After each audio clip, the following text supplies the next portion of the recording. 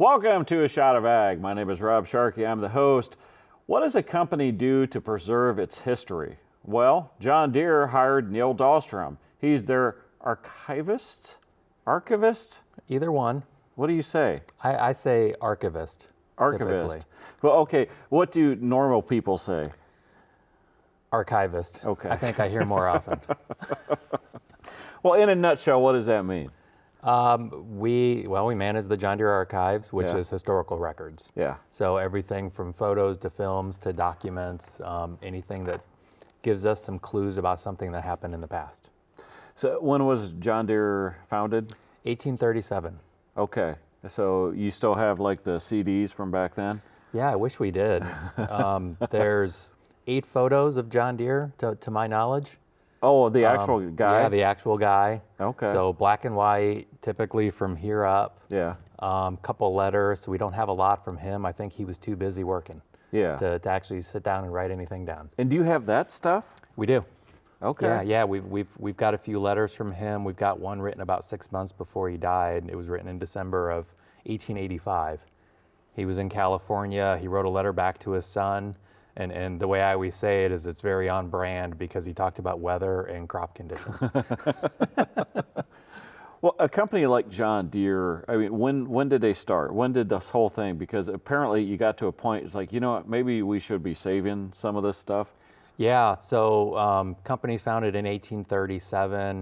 1976 is when the archive started. Okay. So it takes 130 years or so. And really that grew out of the U.S. bicentennial in 1976. A lot of Americana, a lot of museums start, historic houses and archives. Yeah. Case, you remember your competitor? Vaguely. Yeah. They, in 1976, they did a Case tractor that was red, white, and blue. Yeah, I've seen it. My dad actually worked for Case. Yeah. They're no longer in business.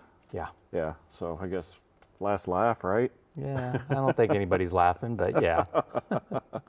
All right, let's talk about you. You're originally from East Moline? Yeah, that's right. Yeah, born and raised in East Moline, Illinois.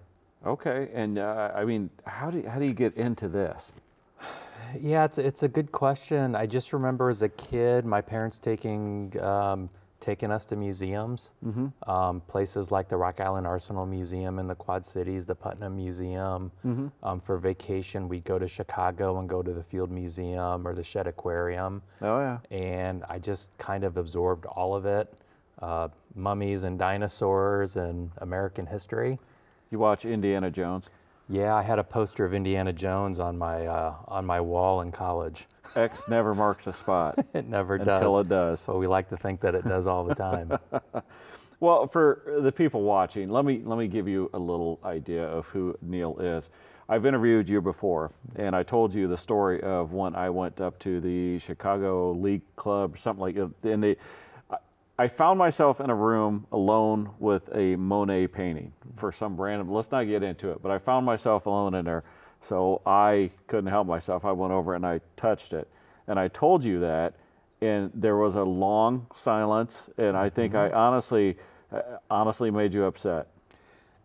A little bit. But the irony is the reason I went into archives is because I wanted to touch all the things. It's just when other people touch the things, I get really uncomfortable. Okay, because what does touching something do? You transfer oils from your fingers. I don't have any. To whatever it is. Yeah. I wash my hands all the time. That's why conservators wear gloves, and they wear different types of gloves depending on what they're working on. And so that's all kind of part of it. Yeah. Well, I wanted to see if the paint would come off, so and then I yeah, scrubbed it a little bit. Probably frowned upon just for future reference. They've sold the painting, by the way, so relax. Possibly for less because it had been touched. I regret nothing. I tell that story whenever I can, just to upset people like yourself. I'm still a little uncomfortable about it. Your first job, though, you were dealing with space? Yeah, my first job in archives after graduate school was in the commercial space industry. So Okay. This was out in Virginia. I was hired to help manage this small collection of documents tracing the history of commercial space, meaning private space exploration. So there's companies going back post-World War II that were developing rocket systems. A really cool one called Sea Launch, where you're launching space vehicles actually from the ocean, from the water. And then really through the 80s and 90s, you get into space tourism and space exploration. So that's really what they were doing. Okay. Really out of my kind of historical areas of interest. Does that matter though? Not really. I was hired as an archivist to manage records. Yeah. And then was to John Deere after that? Yeah, then it was to John Deere. I was in Virginia for 2 years, and a friend of mine actually worked at John Deere and said they're hiring an archivist. And I said I didn't know they had one. Yeah. Even though I grew up a mile down the street. You've been there for 21 years. 24 years now. 24 years. Yeah. It's a 4. See? That's what happens when you're getting old. Yeah, I had to think about that. Go, well, how long was it? Did you have I mean, you're from East Moline, but is there a passion for John Deere, or for agriculture? I really didn't know a whole lot about it. Yeah. I knew about John Deere. I remembered learning about John Deere in school. But in terms of agricultural history, I can't say that I knew a whole lot about it. So I came in first to do conservation work. We had a conservation lab, so working on historical materials. I didn't do any art conservation, but mostly paper and film objects.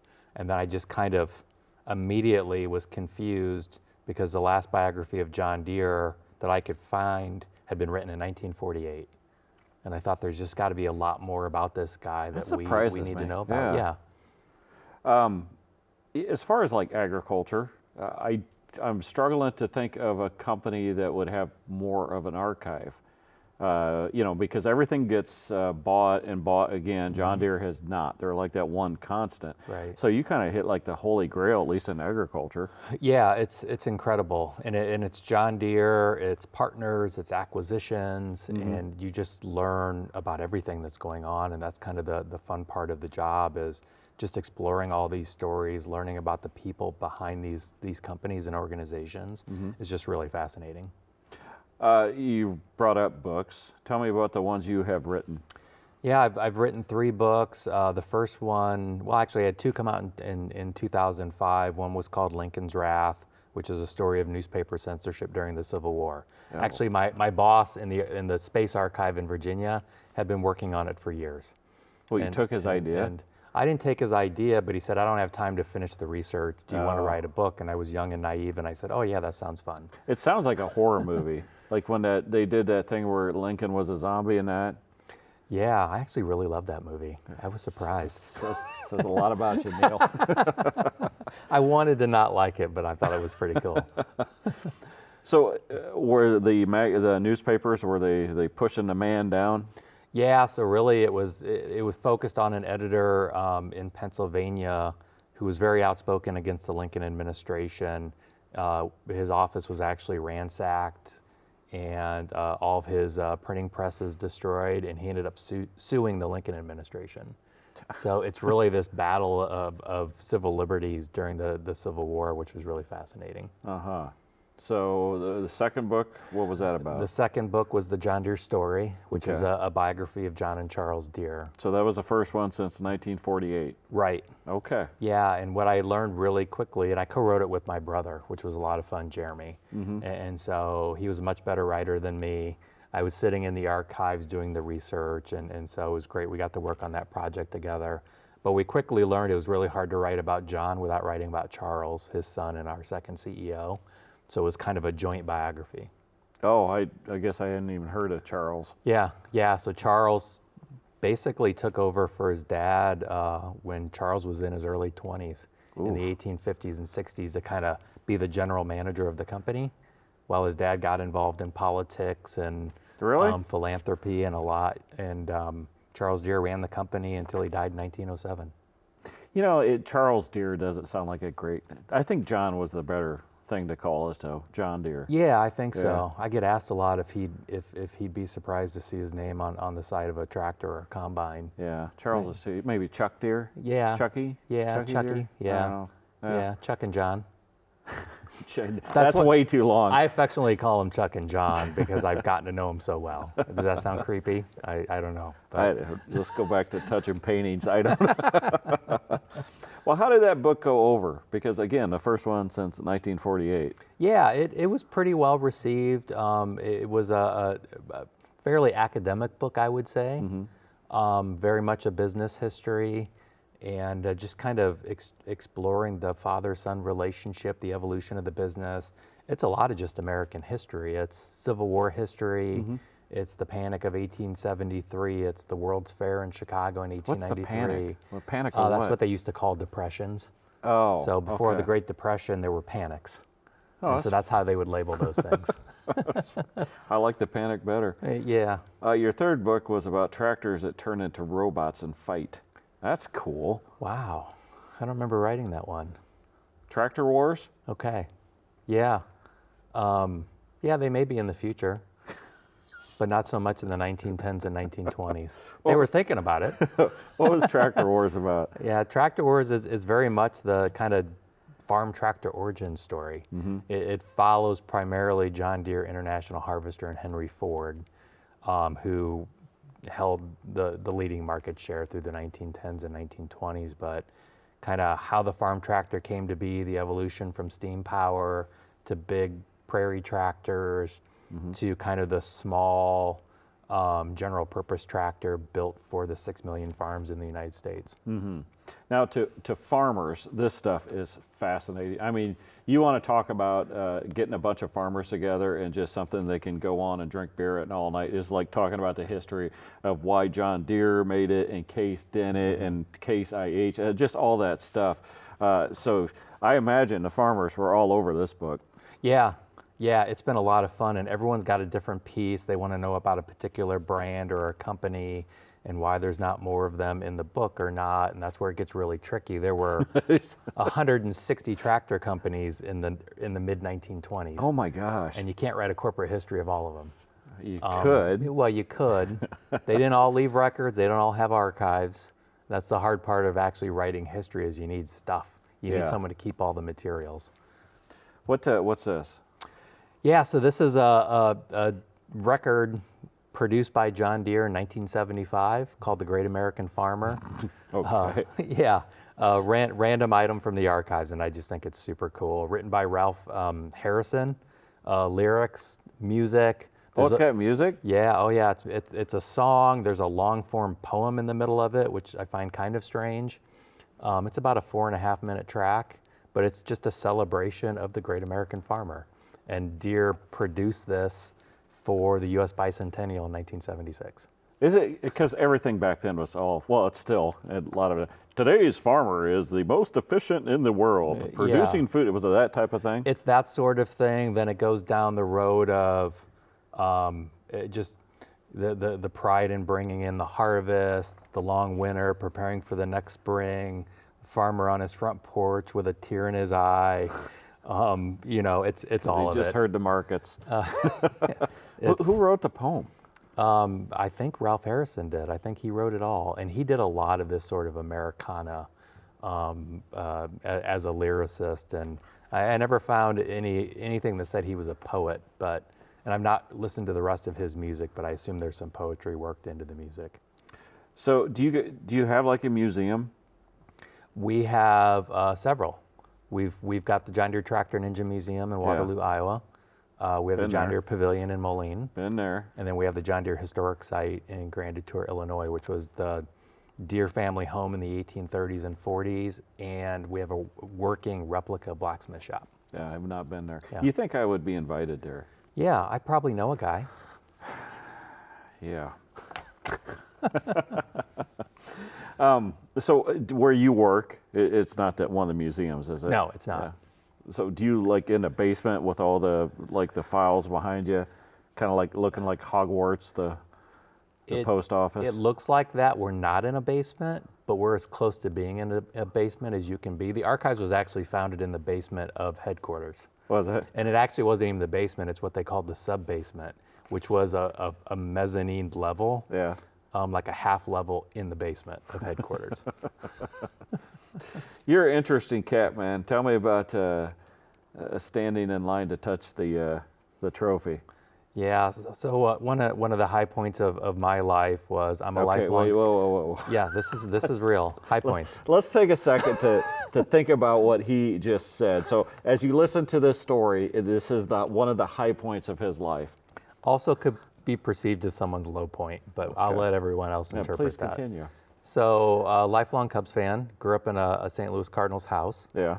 But I think my great-grandmother was a Cub fan. I pieced all this together after the Cubs won the World Series. So anyway, Cubs World Series, part of the story is Game 7, I actually blew my knee out running up the stairs to get my 6-year-old son's Cubs hat because he realized he wasn't wearing it. So I army crawled up the steps and got his hat and came down. Oh, and no. My wife came home and said, "How's the game going?" And I said, "Well, I have to go to the hospital." And she laughed and I said, "No, serious, look at my face, I have to go to the hospital." So I actually watched most of Game 7 in the ER. So that's the premise to this story. Yeah. Cubs win the World Series. The bright side is I was laying on the couch half asleep watching celebrations all the next day instead of going to work. So that was great. Not for John Deere, was it? No, not for John Deere. But the World Series trophy went on a little mini tour, and it came to Davenport, Iowa. So the way it worked was you went and got in line. Well, it was the middle of November. I think I got in line at about 5 a.m., and it was 10 degrees. So I had my layers and my blankets. I was, I think, second or third person in line. You're kidding me. I sat outside until they opened the doors, I think at 10 a.m. And we got to walk in, and I got to stand next to the trophy for about 2 seconds, take a picture, then we were ushered away. Did you touch it? I didn't get to touch it. It was actually in a case because people like me were there. You're Neil Dahlstrom. Why don't you, hey man, I'm with John Deere. Let me in and I'll give you one of John's buttons or something. I would have, but I was so cold. I don't think I could, my lips were frozen. I don't think I could actually formulate the words. Was And it I worth it though? It was so worth it. It was so cool.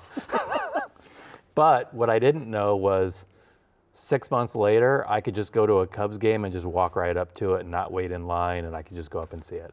Okay. That picture, did you at least have your eyes open? I did have my eyes open. That's good, because Yeah. you would figure that all that stuff you probably... Yeah, I mean, long-suffering Cub fan. It had been 108 years. Fortunately, I wasn't alive for all 108 of it, but it had been a long time for me too. What do you want people to know about, like, the history of not just John Deere, but a company and the importance of saving it? I just think it's important to know people because we talk about products, we talk about equipment, we talk about technology. I don't think we talk enough about all the context that goes around all of these things. I don't think we talk enough about the people who are involved. And for me, archives, this is a record of people and their decisions in their lives. So having handwritten letters from people who sat down, took the time to write a letter, if it's an email today, following someone's thought process, it's really important to have a record. And I think for someone like me, like I want to feel like I made a contribution. I want to leave a memory, a lasting impression. So it's really important to honor people who came before us. And I think that's what archives and history is all about. So the fact that a company like John Deere thinks that's important, I think is really an important message for everybody. But in today's world with the digital photos, and you just put an SD card on there, you have 1,000 pictures, and it'll be good for 100 years, right? Yes, you just got to migrate it to the next thing. I mean, migrate. So when I started, you would scan and put it on a hard drive, then you put it on a floppy disk, then a zip disk, then a CD, then a DVD, and then an external hard drive, and now we use servers, and we do all those things. No. This is why people like me exist, though. You don't have to think about it. They're, in 100 years, anybody, they'll be able to read it without even plugging it in. As long as I take your SD card and I migrate it to whatever replaced the SD card. You're not listening to me, Neil, because I got a bunch of stuff on these stupid SD cards, and I don't want to mess with it again, but I don't want to lose it. For you, yes, it will be perfectly preserved forever. Was that so hard? Seriously. This is why when I tell my wife I'm going to purge our photos, Yeah. she just says, I don't want to know. You know, I'm not proud to admit, but whenever we run out of storage and then it says you're going to run out in 20 days, you're going to run out in 10 days, you're out, and then I always just pay. Yeah. Yeah. Yeah, I So do the same thing at home. I've got 7,000 screenshots of nothing that I need, but it's there, and it'll be there until the robots take over. I have a bad habit when I want to remember to do something, I take a picture of it, Yeah. and then I go to my photos to go, oh yeah, I was going to do that. Or if I'm at Lowe's or Home Depot, I take a picture of the price of something or whatever. That's Which how is fine if you erase it. But I don't. You know what my Google does? It shows you like photos, and it came up, there was like 20 photos of where I was parked in O'Hare, so I could remember where my parking space was. I do that. The parking garage. Am I on the red level, level 3? Exactly. A photo of these are the stairs I took to get down. I do all the same thing. Do you love what you do? I do, yeah. And I also just feel really privileged to be able to do it. Mm-hmm. At the end of the day, I kind of get to go through other people's things. Yeah. I take it very seriously, and it's a big responsibility because I want people's stories to be right. I want to understand what those stories are and kind of give everyone their say, whether they can tell me or whether they died in 1886 like John Deere did. Yeah. I think it's really important, and it's a privilege and a really great responsibility that I have that I take really seriously. Well, you must be good at it because, like I said, if you're going to be archivist of John Deere, you hit a home run. So, do you get together with like the archivist from like Coca-Cola and Ford, and it just like, I don't know, sit at a bar and like trading cards, you're swapping stuff like this? We do. We don't swap our things because they're locked away in the archive. So the fact that I carry this out, like, you know. Of course he doesn't. That would be wrong. But yeah, we get together. We go to our conferences. It's corporate archivists, business archivists. Y'all have conferences? Oh yeah. What do you do? Yeah. So we talk about digitization. We talk about conservation. We complain about people who touch paintings when they're not supposed to. We kind of do all the above, and we try to figure out what's next. What's the latest database technology that we should be using? Should we be integrating AI into how we create metadata for old photos? Oh, yeah. To build chatbots for search. We do that, and then 5 minutes later talk about a 120-year-old pair of Levi's and how do you preserve them. You wear them. You could still wear them unless they're in the archives and they're hands off. Well, I don't know if I'm getting my point across. Hands off. it's fun to talk to you, Neil. It's fun to get a guest wound up. Well, Neil, if people want to find out more about you or maybe purchase one of your books about transforming tractors, where would they go? Yeah, just anywhere online. NeilDahlstrom.com is my website. You can learn more and read some articles, but go visit the John Deere Pavilion website, go to the John Deere Historic Site, the John Deere Tractor and Engine Museum. We got a lot of fun events lined up for last year, even maybe a tractor show next June to celebrate the 250th birthday of America. Yeah. You're in Peoria, Illinois. I am. Right down the street, Caterpillar Museum. Yes. Want to go touch stuff? I've been there. I've touched things. I chat with their archivists. Touch stuff we're not supposed to be touching. Well, it's not my museum. Yeah, but you can get in. You can't tell me you can't walk in there and say, I'm Neil Dahlstrom, let me touch stuff. Yeah, I don't know that I'm a guy who pulls rank. I don't know who Caterpillar has for an archivist, but I think you could hook us up. Neil Dahlstrom from East Moline. Neil, it's always a pleasure to talk to you, and thank you for all you do. The history that you're preserving at John Deere is very much appreciated by all of us in agriculture. Neil, thank you very much. Everybody else, we'll catch you next time.